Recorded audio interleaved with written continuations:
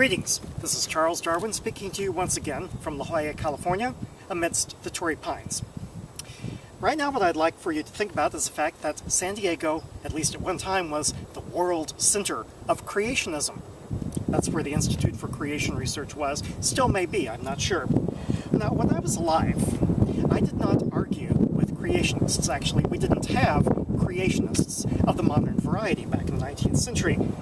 I didn't like to argue. I had so many stomach problems that I just couldn't face it, so I let my friend Thomas Henry Huxley do most of the arguing for me. But would I today? I think the answer would still be no, and here's why. Because during a debate, both sides receive the same amount of time to present their cases.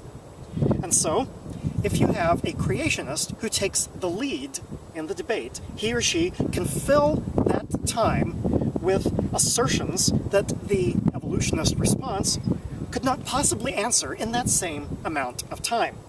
Or the same thing would happen if the evolutionist goes first, then the creationist, what they usually do is they then ignore what the evolutionist said, and they say, well, this has happened actually to me, well, if you want to talk about evidence, let me give you some evidence, and then they go off on the tangent that they had already prepared.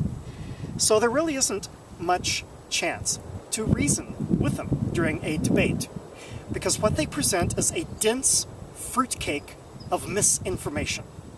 Let me give you an example of something not from creation and evolution, but tell me now. I'm going to read something to you, and I'm going to time it, okay? And see what you think. Okay. Gas enters the carburetor and is compressed into a small volume so that it can react with carbon monoxide and produce oxygen. Okay, that took about 5 seconds. Now, during 5 seconds, would you be able to explain what was wrong with what I said? I doubt it. You couldn't just say, well, that's not the way it works. The gasoline reacts with oxygen, not carbon monoxide. But then they would just say, oh, you're making your scientific assertions. You're just being dogmatic about scientific theories. So there's not much hope of getting anywhere during a debate with creationists. This reminds me of something I saw on television one time. Larry King had 4 or 5 men who believed that there was a certain video clip that showed a UFO shooting down a plane. Against those 4 or 5 men, there was one scientist, Bill Nye, the science guy. 5 to 1. And if Bill Nye said, well, you know, there are other ways to explain that video. It's not a very clear video. You know what one of them would do? One of them would say, I served this country in the Air Force, and you're calling me a liar? Well, no, that's of course not what Bill Nye was doing. He was just saying there's other ways to interpret that video. Poor Bill Nye. Even his bow tie drooped during that Larry King show. It was a circus. Larry King, who probably agreed with Bill Nye, was enjoying it because a circus is exactly what he wanted. And that is why I recommend not debating creationists. The audience wants a show. It doesn't want understanding. Instead, I think what we should do as science educators is have consistent education. And at some points along the line, get people to ask questions.